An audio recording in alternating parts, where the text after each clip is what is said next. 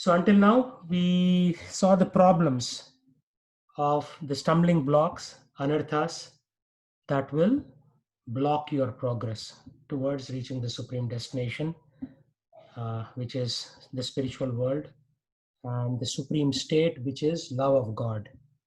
And now we'll talk about the solution, how to remove these unwanted things from the heart.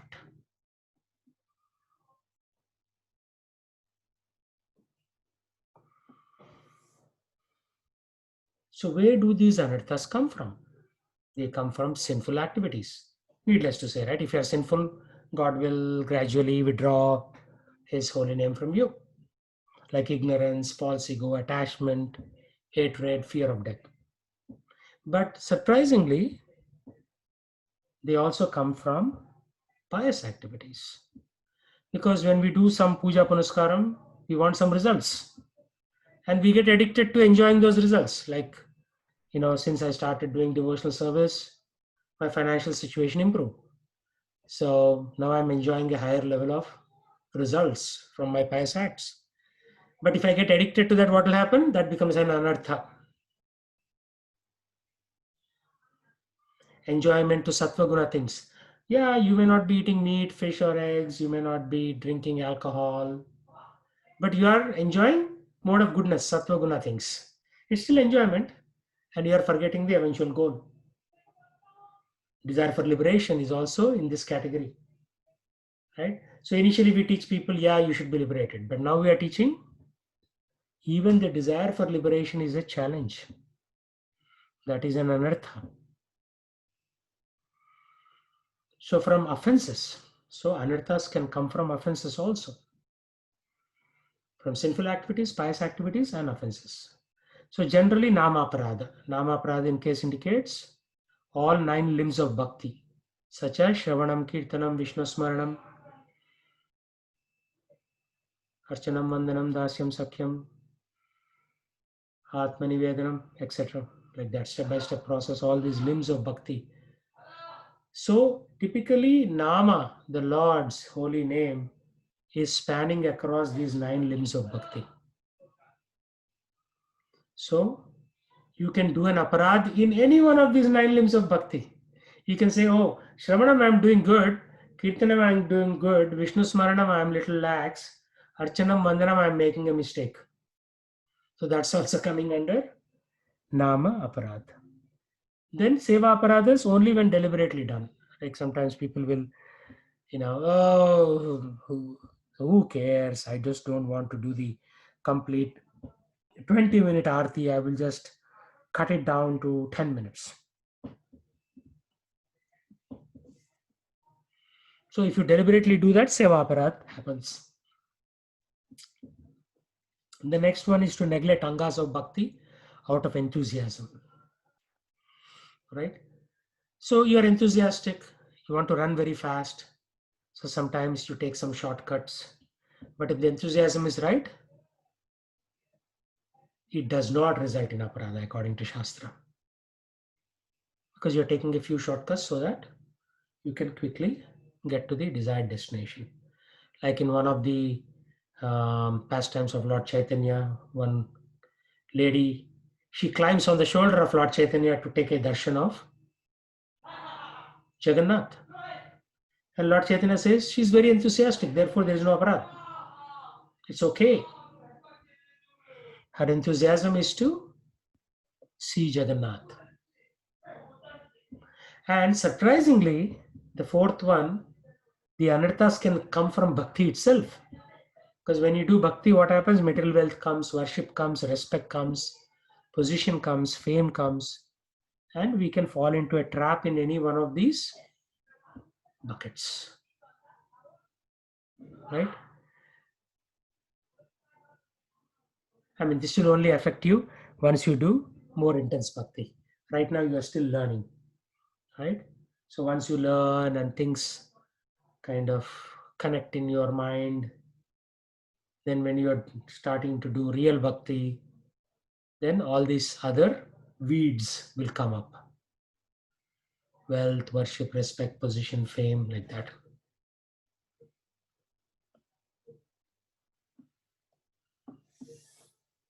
So most important are nama paradhas. And out of that, sadhu ninda, offense against devotees of the Lord, that is done with animosity, like criticism, animosity, or malice. Means these are all intentional bad thoughts that you have about devotees. So when you do sadhu ninda, the holy name will pull you down. Actually, there's a different related word, sadhu sanga, sadhu sanga, sadhu sanga, sarva siddhi hoy, lava matra sadhu sanga, etc. So when we do sadhu sanga or association with a devotee, even for lava, which is 1/16 of a second, then we'll become a devotee. But if we properly, in the proper mood, we associate with the devotee. That's why devotee association is very important in order for us to progress. So if we commit that kind of an aparad, then remedy is to take shelter of the sadhu. Remember, this session is about solutions. The previous session was about problems. A sadhu is any devotee, not only a pure devotee. This was Sarvana's question, right? Is it only pure devotee? No. Anybody who is mildly interested and philosophically, appreciative of the correct philosophy, the person is a sadhu. It doesn't have to be advanced devotee. Failing to approach the Vaishnava, thinking that they are exalted, no need to ask forgiveness. So you may think that, oh, anyhow, this devotee is so great, I don't need to ask for forgiveness. And then pointing to the defect who has been offended does not minimize the offense. So you cannot say, oh, because that devotee did this bad thing, it's okay for me to offend him. Sometimes we have this tendency, oh, because anyhow that devotee has done this bad thing. No, that does not minimize the offense. So dust of a Mahabhagavat's feet may not forgive you, even if he is forgiving by nature.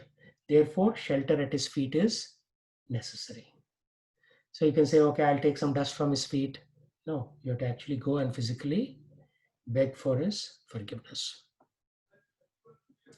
So some of the other offenses are considering the demigods to be equal to Krishna. Right? In the morning prayers, the 10 offenses we read, to consider the offenses to be avoided, to consider the names of Lord Brahma or Lord Shiva to be equal to and independent of the names of Lord Vishnu. But if you actually consider them to be equal, then that's an aparadh too, because the holy name doesn't accept that.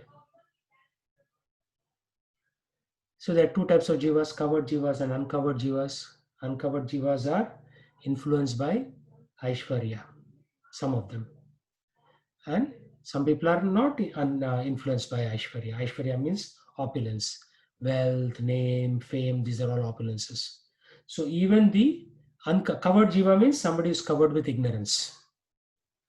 And they're thinking the material life is all in all. Uncovered means at least they have got some sambandha jnana, knowledge of the scriptures, and their sambandha or relationship with Krishna.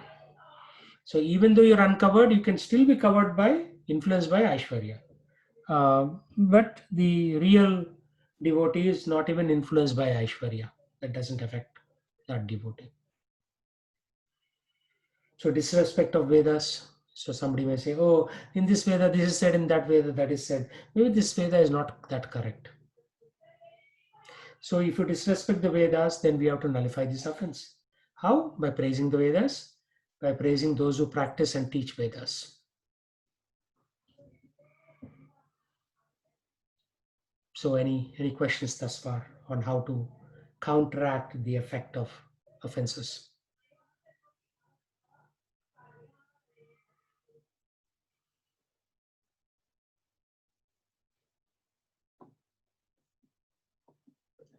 So there are 5 stages of freedom from these anarthas. One is partially free, Ekadesha Vartini. Second is predominantly free, Bahudesha Vartini. Third is almost completely free, Prayiki. Fourth is completely free, Purna. And fifth is absolutely free, Atyantaki. So in the scriptures it says, Atyantaki Hari Bhakter Utpata Eva Kalpayate. Unless your devotional life is absolutely free from anarthas, so we may be causing nuisance in the society of devotees. We may be making more mistakes. And even up to the stage of rati or bhava, portions of some very powerful anarthas stemming from past offenses remain. This is very dangerous. So, because of some previous anarthas, or rather powerful anarthas stemming from previous offenses. So you may have committed some previous offenses and they are still troubling you. They are called aparadotha anarthas. So let me go back and discuss about the interrelationship between anarthas and aparadas. So anarthas come from these sources: sinful activity, pious activity, and from aparadas. So we have to be careful with the aparadas, because these aparadas effect on anarthas is pretty long withstanding, which means it can be there for a while. So we have to be careful, not even committing the offense. If once you commit the offense, then anarthas will come. Because of anarthas, there are other problems that come.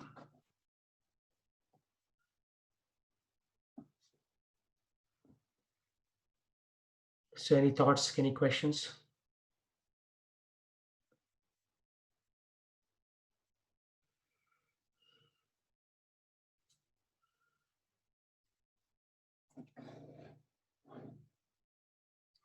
So now this is the most important slide. How do you remove anarthas?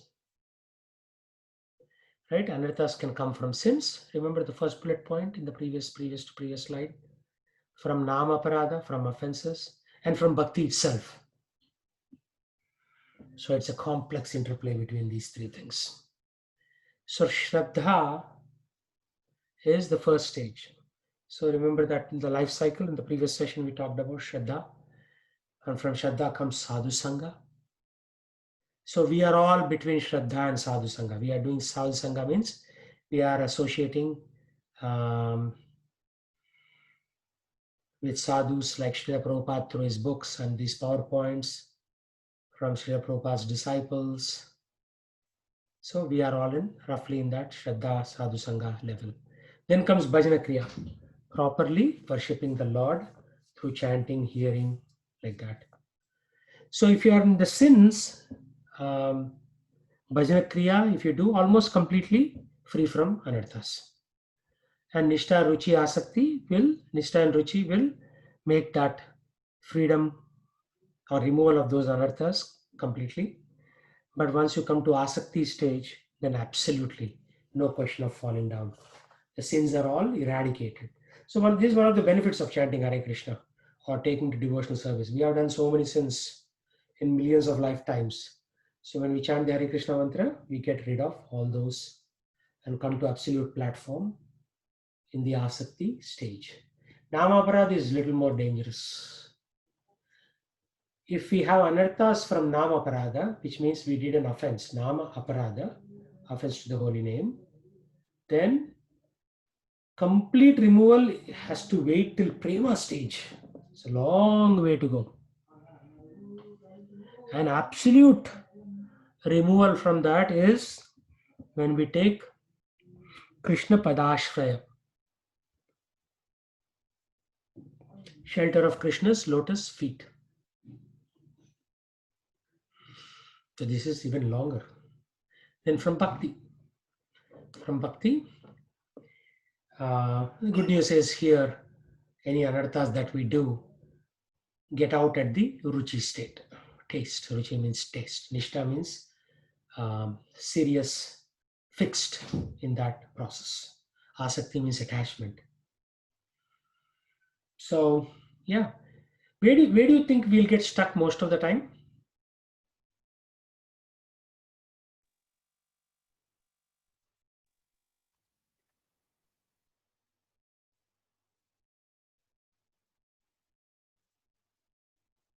Where do we get stuck?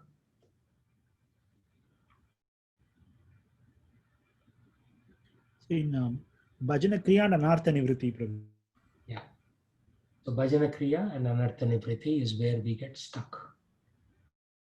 So we all want to do bhajana, but there are so many anarthas in our heart, and we get overwhelmed with our anarthas, and we cannot. It's like a hurdle. Once you cross the hurdle, then you get to Nishtha, Nishtha to Ruchi, and Ruchi to Asakti. But Anartha Nivriti, removal of unwanted things in the heart. So when you do Bhajana Kriya, anarthas start coming out. But they'll take a long time to come out. So we need to be very careful. So any thoughts on this matrix?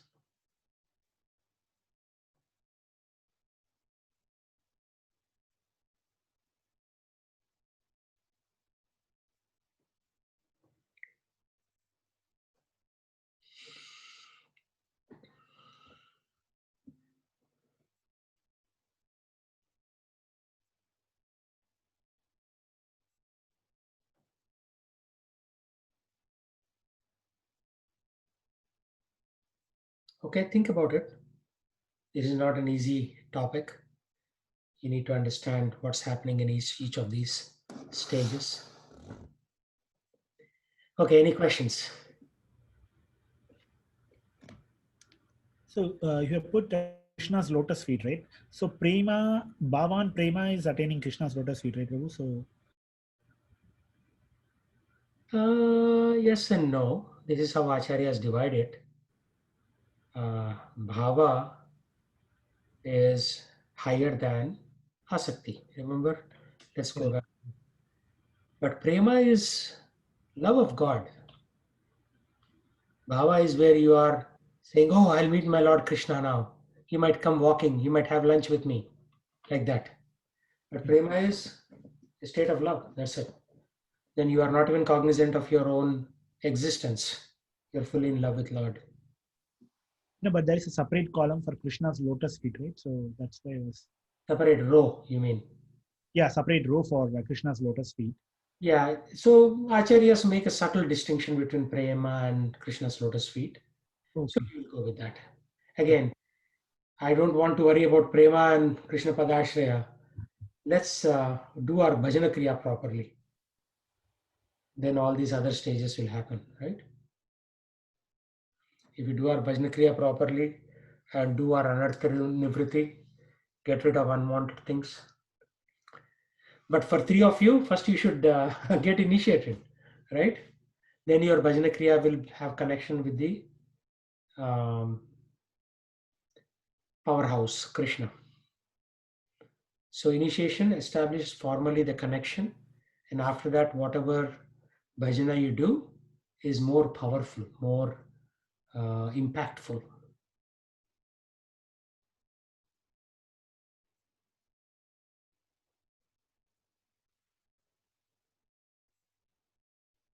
Any questions, Nagprabhu? No, Prabhu, just one comment. So I know the Nama Prabhupada is the serious one, so definitely that's the one which takes multiple lifetimes to get rid of it, at least from this chat. Yeah, it takes multiple lifetimes because I may be stuck in bhajana kriya in this lifetime, and then next lifetime I may move from Shraddha, Sadhu Sangha, bhajana kriya quickly and come to Nishtha, and then it may take 1 or 2 lifetimes to come to Bhava. So yeah, it is. That's because the process requires a lot of sincerity, and sometimes we lack that sincerity. So if we become sincere, it is possible to live in one lifetime. However, for a whole host of reasons, we are not very sincere. If you are able to become sincere very quickly, then yeah, it is possible in one lifetime. And the people who are so much into bhakti, probably they jump directly into what's it, the third stage or the fourth stage. Like No, it is taste generally not and possible. No, it's generally no, not possible. No. no, Prabhu. Oh, I So, see. yeah, what happens is in the anarthas, you may be pretty interested in bhakti in this lifetime, but maybe there are some deep anarthas in the heart coming from previous lifetimes, coming from so many other interactions, right? Interactions with sins, interactions with bhakti itself, and we may commit a few nama parad here and there, and then we get stuck again, right? Because if you see nama parada almost complete means you can, just like a Petri loop in computer science, you can go back again. You're almost complete, but you can go back. Like if I remember correctly in Srimad Bhagavatam, Bharat Maharaj was at the Bhava platform, but apparently he fell down to a lower level, even though he went all the way to Bhava. Only one more step, just waiting to jump onto the Prema platform, and then he fell into that trap of falling, in attachment with a baby deer, wanted to take care of the baby deer, and then he again came down a couple of notches down. Of course, in the case of Bharat Maharaj, it was a instructional lesson for us. So he was put into that type of a situation by the Lord so that he can instruct us what happens if we are not careful.